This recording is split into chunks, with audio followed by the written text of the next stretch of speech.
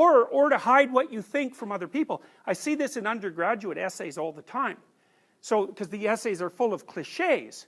And you know, it's not all that obvious why a cliche is a bad thing, but a cliche is a bad thing in the same way that being possessed by the dead is a bad thing.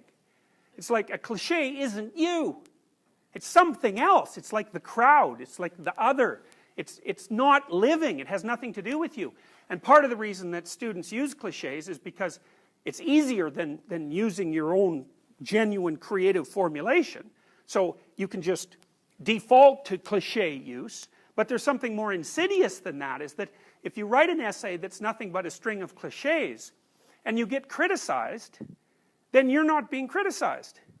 What's being criticized is the cliches, and you can hide behind that, and the part of you that's wise but treacherous thinks, well, the criticism doesn't really apply to me because, you know, I didn't really say what I thought.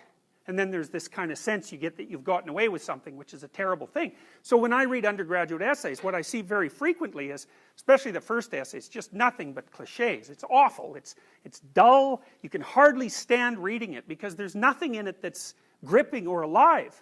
And then maybe the second essay you can see there's a layer of cliche, and then now and then the person will be brave enough to poke up a thought of their own. It'll just sort of poke up somewhere maybe in 3 pages in. It's like this little green shoot that's barely alive, and the person is brave enough to pop it up in the hope that, you know, maybe it won't get walloped down with a sledgehammer. And so one of the things I try to do is to point that out. It's like, look, you know, this is something, there's a real thought here. It's a real original thought. It's something that you have the right to, because it's derived from your own experience and your own knowledge, and you've formulated it in an original and compelling way.